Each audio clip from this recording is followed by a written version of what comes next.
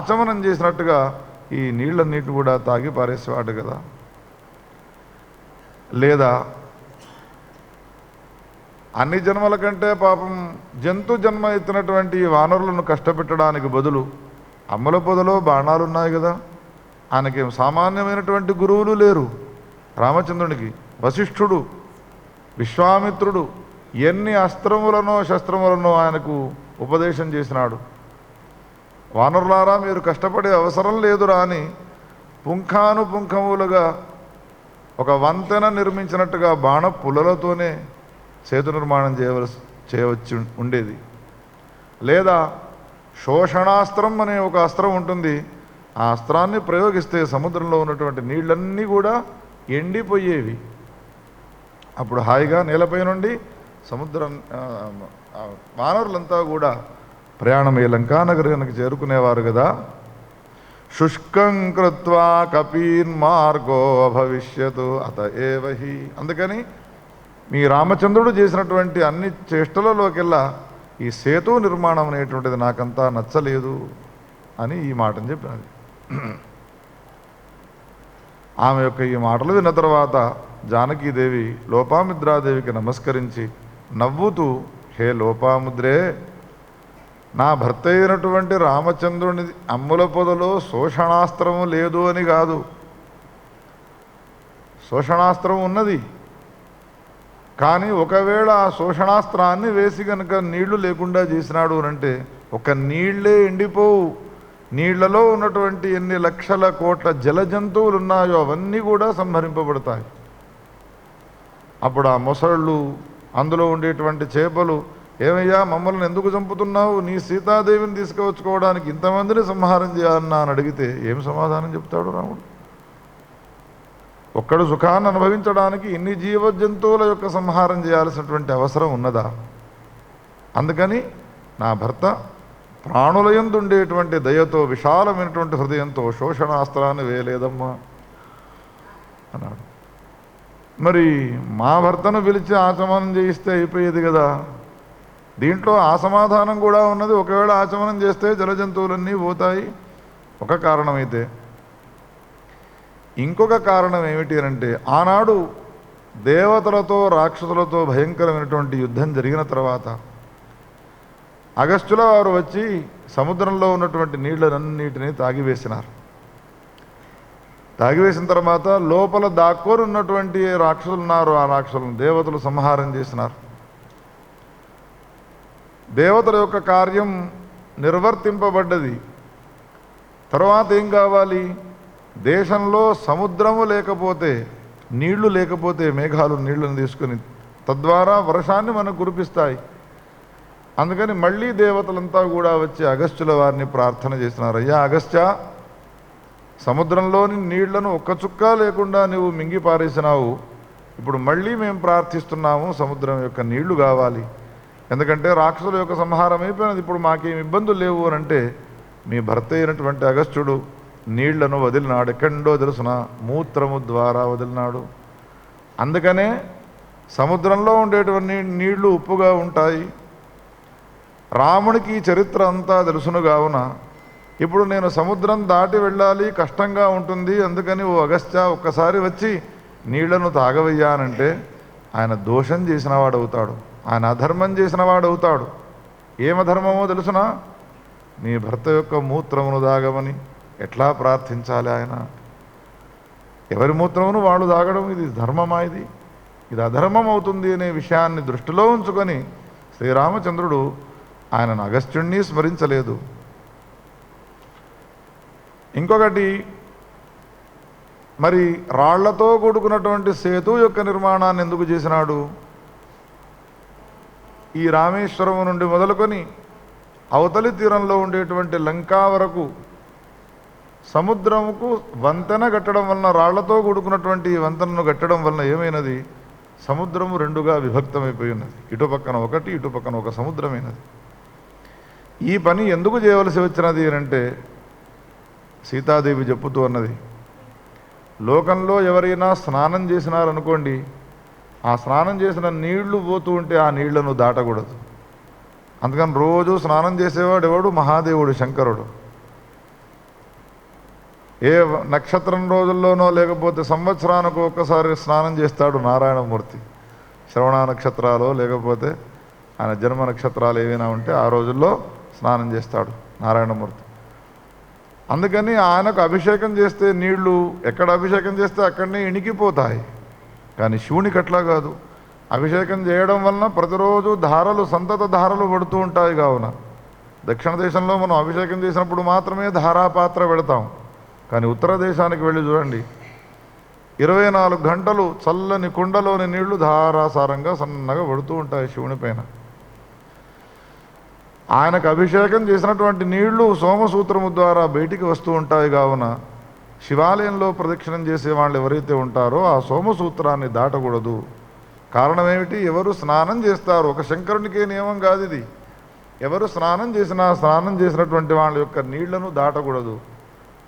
రెండవ నియమం ఏమున్నది? ఎవరు మలమూత్ర విసర్జన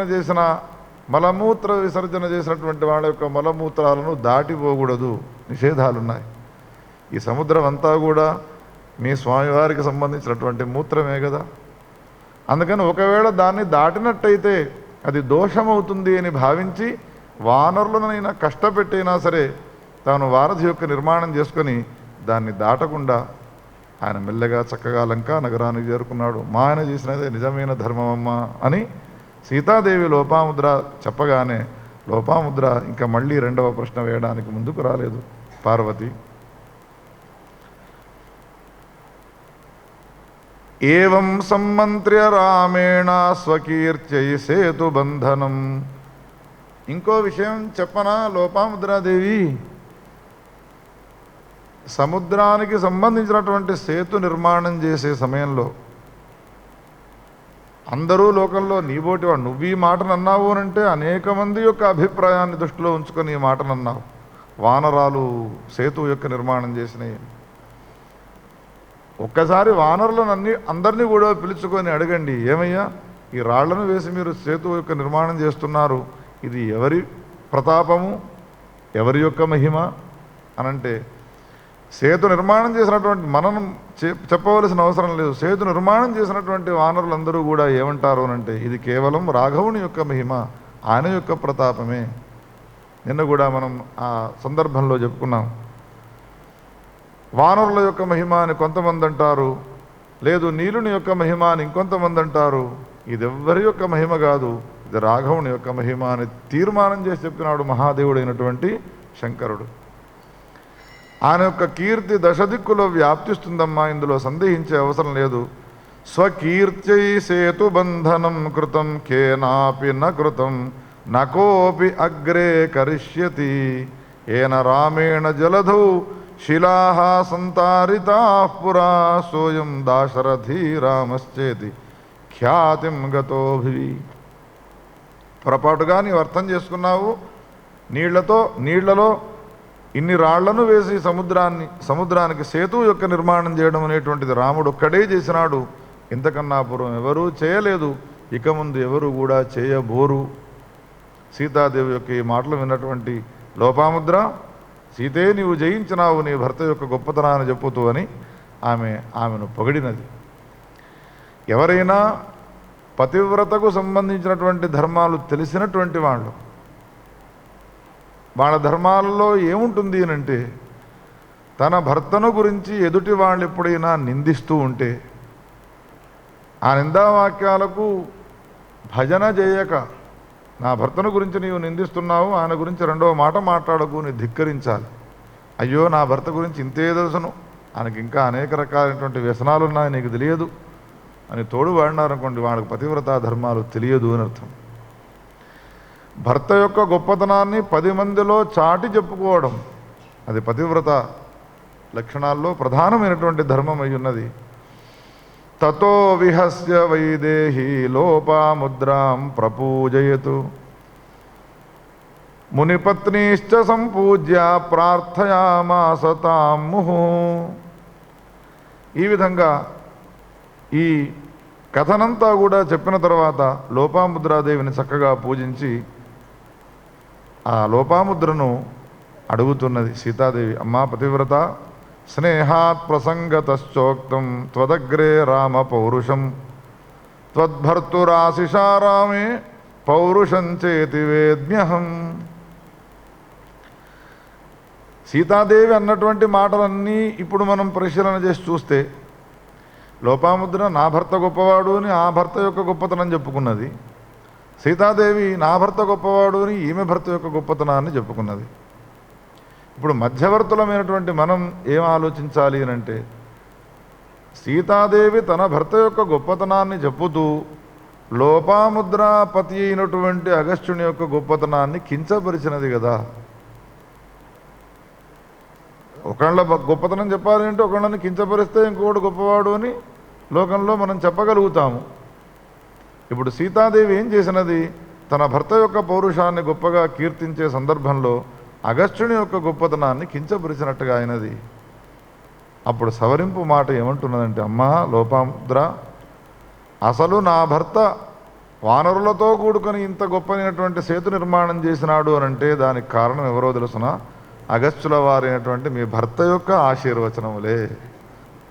వేదశాస్త్ర సంపన్నులైనటువంటి బ్రాహ్మణులకు అటువంటి గౌరవాన్ని ఇస్తాడు.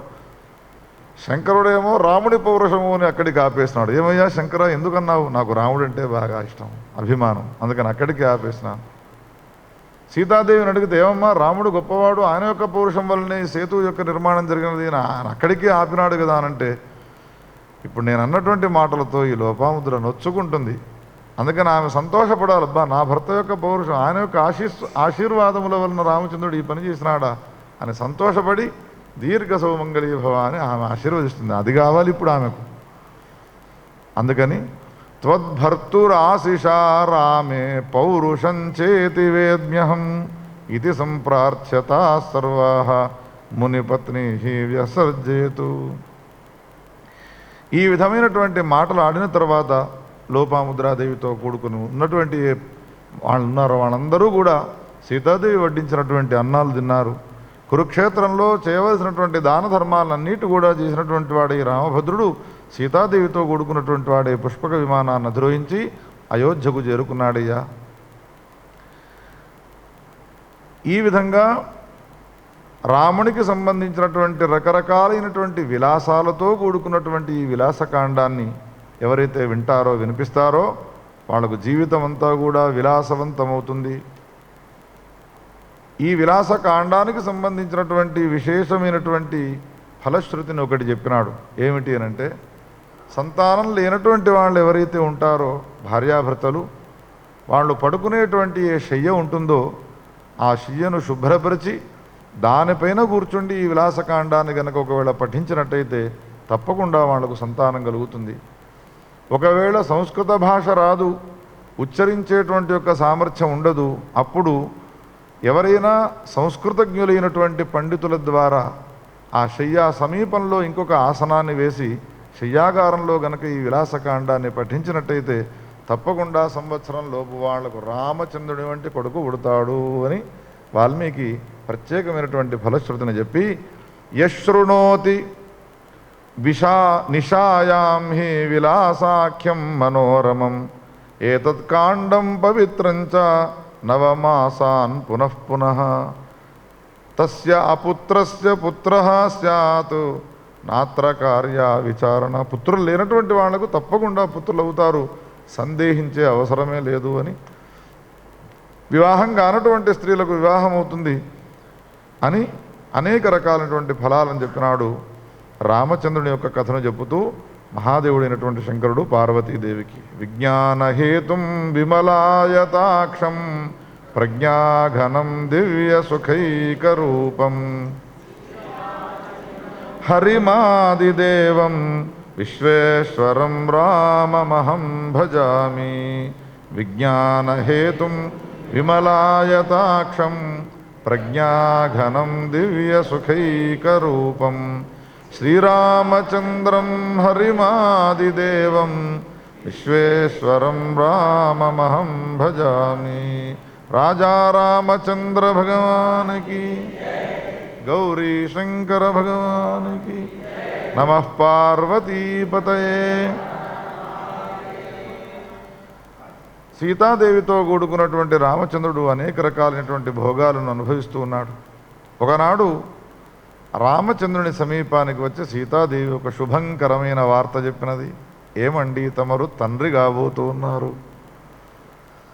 ఎంత మంచి మాట చెప్పినావే సీత. ఈ మాటను వినగానే రామచంద్రుడు 1000 మంది బ్రాహ్మణులను పిలిపించుకొని సహస్ర అన్నదానం చేసినాడు.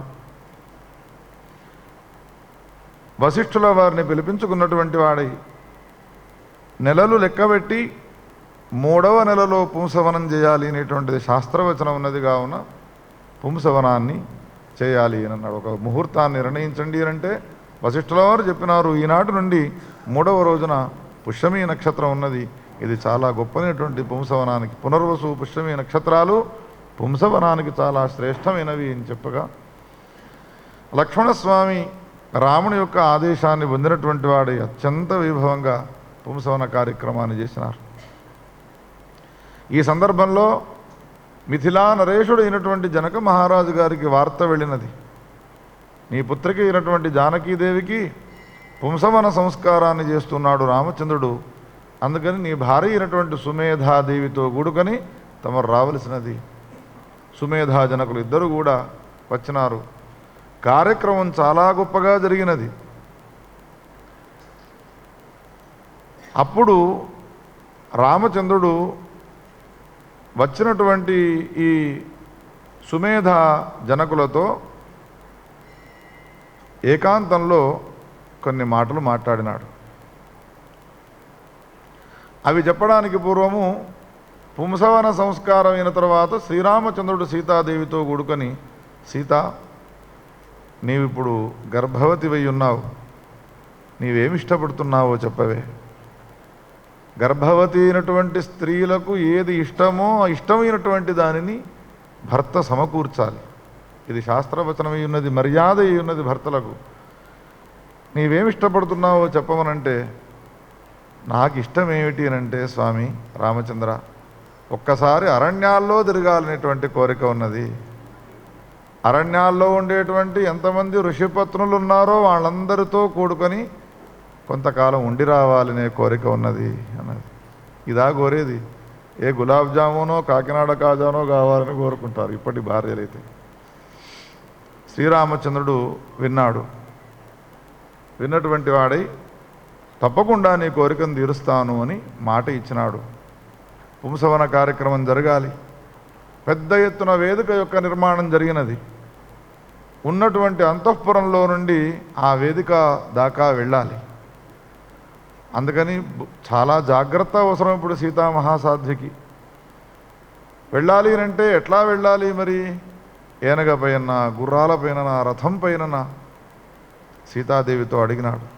సీతే, మరి అంతఃపురంలో నుండి నీవు వేదిక దగ్గరి దాకా ఎట్లా వెళుతావు అనంటే, తద్రామవచనం శ్రుత్వా శిబికాం ప్రాహ జానకి, పల్లకీని తీసుకురండి అన్నది. అబ్బా, నా హృదయంలో ఉన్న కోరికనే నీవు చెప్పినావు. అప్పుడప్పుడు పరీక్ష చేసుకుంటారు భార్యాభర్తలు. ఈనాడు ఏం కూర చేసినానో చెప్పండి అంటుంది. ఆమె ఒకటి అనుకోని ఉంటుంది, నా మొగడికి నా పేరు నిజమైన ప్రేమనే ఉంటే నేను చేసినటువంటి కూరనే చెప్పాలి. బాగా ఆలోచిస్తాడు.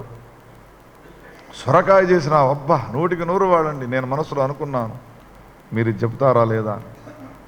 శ్రీరామచంద్రుడు కూడా చాలా సంతోషపడి, రామోపి రోచయామాసా శిబికామేవ వై తదా తచ్ఛ్రుత్వా లక్ష్మణశ్చాపి శిబికాం రత్నభూషితే, రత్నాలతో అలంకరింపబడ్డటువంటి ఆ పల్లకీని తీసుకువచ్చినారు. అందులో కూర్చుండబెట్టి వేలాది మంది దాసీగణమంతా కూడా పూలు జల్లుతూ తీసుకుని వెళ్ళగా విశాలమైనటువంటి మంటపానికి వెళ్ళినారు.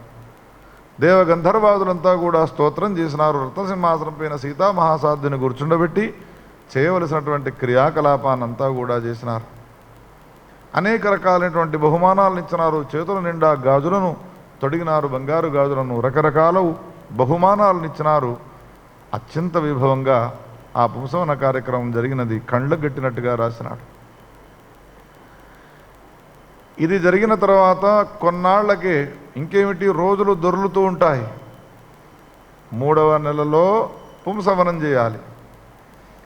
అది కాగానే ఇంకొక 3 నెలలు గడిచినాయినంటే 6వ నెలలో సీమంతోన్నయనాన్ని చేయాలి. సీమంతోన్నయనం, సీమంతోన్నయనము, పుంసవనము అని అంటే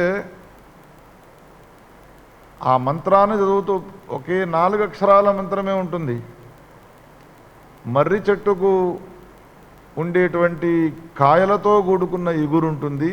ఆ ఇగురుతో కూడుకున్నటువంటి కాయలను తీసుకుని వచ్చి రాతితో కూడుకున్నటువంటి దానిపైన దంపి తెల్లని గుడ్డలో వడగట్టి ఏ రసం వస్తుందో ఆ రసాన్ని, కొన్ని హోమాలు ఉంటాయి, ధాత దదాతునో రయిమీశానో జగతస్పతి సనఃపూర్ణేన వామనతు ధాత దదాతు దాశుషే యజమానాయ దాశుషే ధాతా పుత్రం యజమానాయ దాత తస్మా ఉహవ్యం ఘృతవద్విధేమ అనే ఈ మంత్రాలను చదువుతూ 13 మంత్రాలు నెయ్యితో హోమం చేసి అమ్మాయిని తూర్పుకు తలాపు చేసేట్టుగా పడుకోబెట్టి కుడి ముక్కు రంధ్రంలో 2 వేళ్లను ఆ రసంలో పెట్టి ఆ రసాన్ని ముక్కు రంధ్రంలో వేస్తే అమ్మాయి లోపల దాకా గట్టిగా పీల్చుకోవాలి.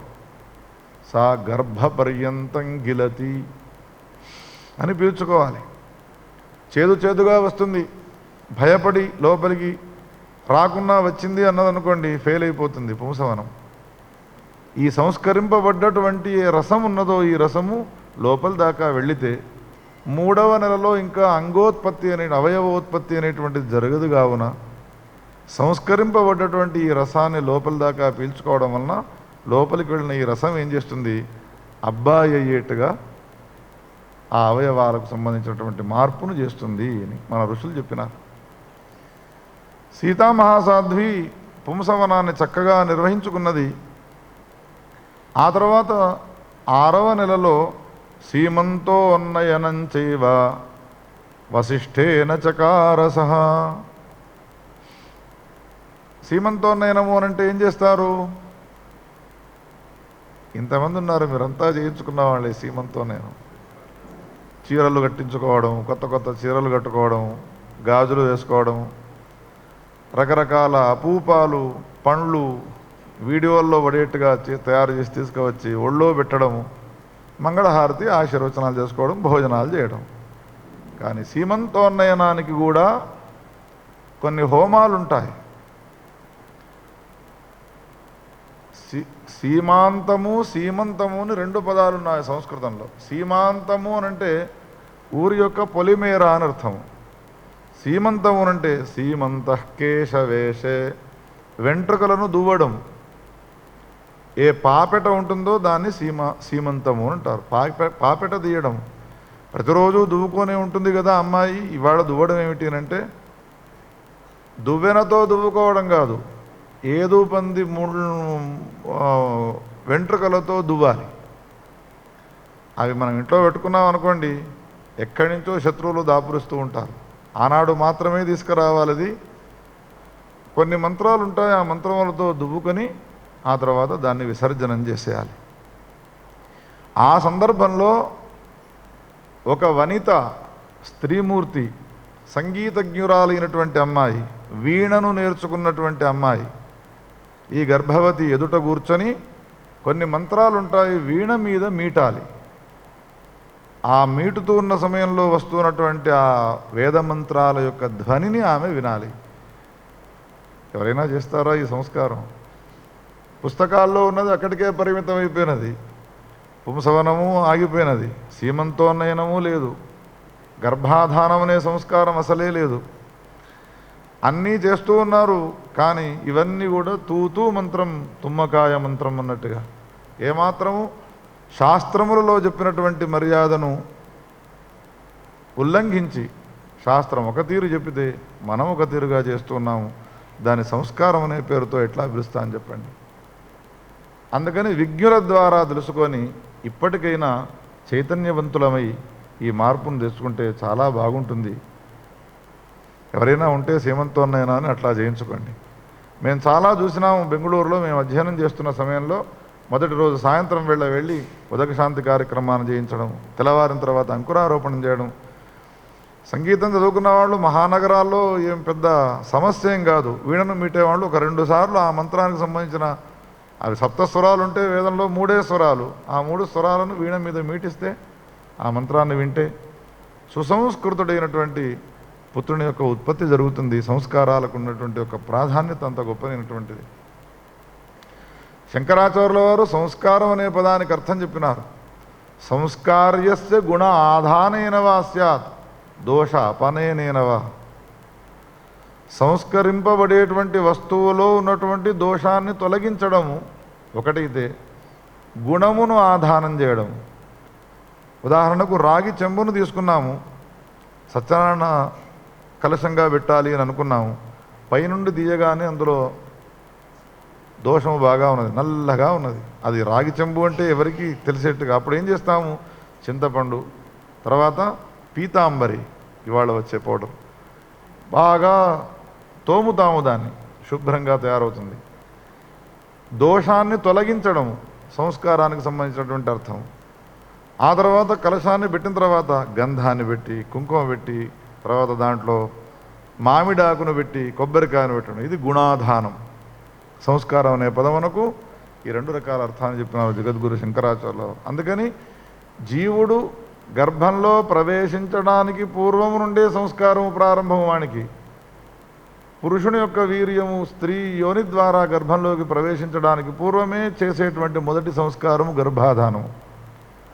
గర్భము యొక్క నిశ్చయం అయిన తర్వాత చేసేటువంటి 2వ సంస్కారము పుంసవనం. 3వ కార్యక్రమం 6వ నెలలో చేసేటువంటిది అది సీమంతోన్నయనము అని అంటారు. పూర్తి పేరు దానిది సీమంతోన్నయనము. సీమంతము సీమంతం అని అంటారు, సీమంతోన్నయనము. అదైన తర్వాత చేసేది ఇక వాడు పుట్టగానే చేసేటువంటి సంస్కారం, దాన్ని జాతకర్మ అని అంటారు. పుట్టగానే నాళఛేదనం కావడానికి పూర్వమే చేయాలి అని అంటారు, బొడ్డు గోయక ముందే. అది సాధ్యమయ్యే పని కాదు. కావున ప్రాయశ్చిత్తాలు చేసుకొని నామకరణానికన్నా పూర్వము ఈ జాతకర్మ సంస్కారం చేసి 11వ రోజున నామకరణం చేయాలి. ఇది క్రమం. శ్రీరామచంద్రుడు ఆవిర్భవించినది ధర్మాన్ని స్థాపించే నిమిత్తం. కావున గర్భము తెలిసిన తర్వాత 3వ నెలలో పుంసవనము, వ్యక్తమైనటువంటి గర్భంలో 6వ నెలలో సీమంతోన్నయనాన్ని చేసినాడు. సీమంతో అన్నయనం చైవ వసిష్ఠేన చకారసః సుమేధాం జనకంచాపి సమాహూయ ఆదరేణ హి దదౌ దానాన్యనేకాని బ్రాహ్మణేభ్యో రఘూత్తమః. లోకంలో అమ్మాయిలు పుట్టినటువంటి వాళ్ళు ఎవరైతే ఉంటారో, పుత్రులు లేకుండా ఉండే అమ్మాయిలు పుట్టినటువంటి వాళ్ళు ఏమనుకుంటారు, అమ్మాయిలకు పెళ్లి చేస్తే అయిపోతుంది మా పని, బాధ్యత తీరిపోతుంది అని అంటారు. అమ్మాయిని పెళ్లి చేస్తే బాధ్యత అప్పుడు ప్రారంభమవుతుంది వాళ్ళకు. ఎందుకు, అమ్మాయి గర్భవతి అయినది, పరిగెత్తుకుంటూ వెళ్ళాలి పాపం కట్నాలు కానుకలు పెట్టడానికి. సుమేధ జనకులు పుంసవన కార్యక్రమానికి వచ్చినారు. మళ్ళీ ఇప్పుడు 2వ కార్యక్రమం అయినటువంటి ఈ సీమంతోన్నయనానికి వచ్చినారు. నిమిత్తం ఏదైనా అమ్మాయిని చూడాలనేటువంటి ఒక సంతోషంతో వాళ్ళు పదే పదే వస్తూ ఉన్నారు. అనేక మంది బ్రాహ్మణోత్తములకు దాన ధర్మాలు చేస్తూ ఉన్నాడు శ్రీరామచంద్రుడు. దేశమంతటా కూడా తెలిసిపోయినది, సీతాదేవి పుంసవనం చేసుకున్నది. ఆ తర్వాత సీమంతోన్నయనం కూడా జరిగినది 6వ నెల. ఇంకేమిటి, ఇంకొక 3-4 నెలలైతే శ్రీరామచంద్రునికి పుత్రోత్సవం జరుగుతుంది. అందరూ చాలా ఆనందదోళికల్లో తేలిపోతూ ఉన్నారు. ఇంతలో ఒకనాడు శ్రీరామచంద్రుడు సుమేధా జనకుల సమీపానికి వెళ్ళినటువంటి వాడై వాళ్ళతో మాట్లాడుతున్నాడు ఏకాంతంలో. తమరికి నేను ఒక విషయాన్ని తెలియపరచాలి అని అనుకుంటున్నాను. చెప్పండి రామా, దానికి ఏమన్నది, అడగవలసినది ఏమున్నది, మీరు అల్లుడు, మీరు ఏది చెప్తే దానికి మేము బద్ధులమై ఉంటాము. సీతామహాసాధ్విని వదిలి ఒక్క క్షణం కూడా నేను ఉండలేను. రాముడు మాట్లాడే ఈ మాటలు ఏవైతే ఉన్నాయో ఇవి మనకు ఒక ప్రాకృతమైన మనిషి మాట్లాడుతున్నట్టుగా అనిపిస్తూ ఉంటుంది. కానీ దీంట్లో వేదాంత తాత్పర్యాన్ని తీస్తాడు మహాదేవుడు అయినటువంటి శంకరుడు. ఎప్పుడు కానీ పరమాత్మ నిర్గుణ నిరాకారుడై ఉంటాడు. జగత్తు యొక్క సృష్టి కావాలి అని అంటే మాత్రము శుద్ధ బ్రహ్మ జగత్తులకు కారణం కాదు, మాయతో కూడుకున్నటువంటి ఏ బ్రహ్మ ఉంటుందో అది జగత్తుకు కారణమవుతుంది. మాయతో కూడుకున్న బ్రహ్మను శబల బ్రహ్మ అని అంటారు. మాయాయుక్తుడైనటువంటి బ్రహ్మ. మాయా ఎప్పుడు వస్తుంది పరమాత్మ దగ్గరికి, పరమాత్మను ఎప్పుడు ఆవరిస్తుంది అంటే సృష్టి చేసే సమయంలో వస్తుంది. కానీ మాయ చేత ఆవరింపబడి ఉంటాడు, కానీ మాయకు ఆయనకు ఏమీ సంబంధమే ఉండదు. ఇది ఒక్కటే మనకు ఉదాహరణ.